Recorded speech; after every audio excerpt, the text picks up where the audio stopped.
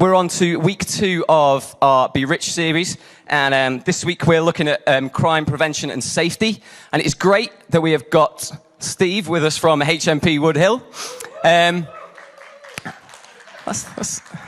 That's not a very MKCC kind of a welcome. That's a bit better.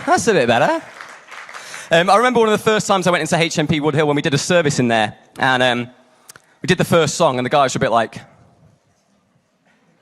Second song, the knees were going a little bit, hands were clapping a little bit, you know. Third song, started to hear some noise, and then we thought, oh, we'll sing Amazing Grace. And it was like, Amazing Grace, how sweet. It was like... And do you know what? God just filled that room as a room full of people just started singing out at the top of their lungs in various different keys. Amazing grace, how sweet the sound that saved a wretch like me. You know, God can move anywhere and through anyone. So let's give Steve a much better hand than we did the first time as he comes to share with us this morning.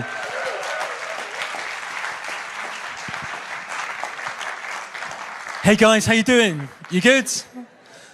Who was in the first service? Okay, just a handful of you. My wee boy was in the first service, so it's obviously not going to be as good as it was last time. Do you know what I mean? But he is free to a good home, and he's quite low maintenance. So, guys, I'm just going to tell you a wee bit about me. I'm going to tell you a wee bit about my role in HMP Woodhill, and then I'm going to tell you guys how you can get involved. And I just want to say, you guys have been absolutely blinking awesome already. Some of you guys have been involved in the angel tree. Some of you guys have been involved in what's called sycamore tree. Some of you guys have been involved in kind of worship and coming along to the church. Some of you are looking like, what on earth is he talking about? Exactly, that's why you have to come, okay? So for me, my old man was in that prison as I was kind of growing up. I had a number of kind of brushes with the law.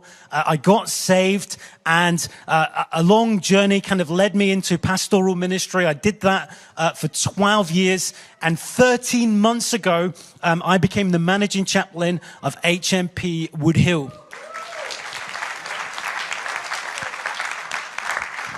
And as I was kind of like going through the interview process, kind of there was like one story that was kind of playing on my mind, which, I mean, there's a whole God thing, how I ended up there, you know, anyway, but it was the story of a guy called Joey. And Joey was a guy who was sold into human trafficking. Okay, he was wrongly accused of a sex crime. He ended up in jail, but not only did he survive jail, he thrived in jail and ended up with a job in the Egyptian civil service. You can read about him in the book of Genesis. Okay, and now this is the truth, guys. This is the truth, right? As I was preaching my way through the book of Genesis, and as I was kind of reflecting upon that story, God gave me the opportunity and the privilege to manage the team at Woodhill, looking for the pastoral care of about 500 blokes and about, I don't know, I think it's like 700, 800 members of staff. It was the story of Joseph that did and continues to kind of keep me keeping on, okay? So Woodhill is a long-term, high-security jail. It basically does what it says on the tin, okay? Nobody is in the jail for shoplifting, okay? And there are a handful of people who are of so high notoriety, you know, with the media, and because of what they did, they may never see the light of day. And we, within the context of that, come to spread light. Okay, because we're talking about crime and safety, as I said in the first service, is coronavirus has actually done pretty good when it comes to the crime statistics. Who would have known that a national lockdown would actually adversely affect the criminal underworld as well? Okay, but the problem is, with all of the restrictions and everything else that's going on within society, you know, the breakdown of the family, the cost of living crisis, the mental health crisis, hopefully we're wrong, we expect there to be kind of like a tsunami or an earthquake of people committing crimes, so the prison will be full. That's what we hope that doesn't happen, but that's what we suspect will happen, okay? So what I need from you guys, and like I've said, you've been awesome already, is a couple of things, okay? 3 things, because as a preacher, okay, we can only think in threes. I think it's to do with our Trinitarian theology, but you might disagree with me, right? One is pray, okay? Guys, I have never been more convinced that we are dependent upon the supernatural, miracle-working power of God when I've been in HMP Woodhill. Okay, great is the darkness that not only covers the earth, but that covers HMP Woodhill, right? So if you're driving past MK4, I think it's MK4, you'd be praying for our guys, okay? If you work or know people which work in the prison, if you have friends or family members that end up within prison, or just that you need something to be praying for, be praying for the guys in the prison, would you? Come and work in the jail. Come and work in the jail. We've got loads of different jobs. I mean, this isn't a recruitment drive, but we need cooks, we need officers, we need gate staff, we need psychologists, we need admins, we need chaplains, we need everything within a jail. It's like a village within a village, okay? Have a look and see what opportunities are in HMP Woodhill, okay?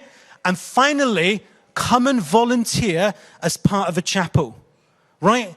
We could do with people to help with videos. We could do with graphic design people. You know, we could do with people who want to meet with prisoners. Like I'm not dissing my predecessors, but the kind of historic model of chapel has been, you know, a very kind of what's the word?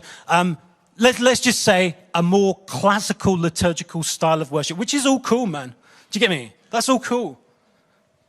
But, you know, some of us charismatics need a wee bit more, yeah? You hear what I'm saying? You hear what I'm saying? So we need some of you people to come and volunteer at HMP Woodhill. Now, I know how it goes. Nobody wants to do the vetting process because the forms are endless, okay? And it takes a long, long time, okay? But what I'm asking from you is to have this kind of ethic within your spirit. When it comes to praying, working, or volunteering, I can, I will, I must. I can, I will, I must. I can, I will, I must. And if we hold on to this ethic, not only can we transform HMP Woodhill and transform the lives of the prisoners and staff, hey, you can transfer this city. God bless you guys. Thank you.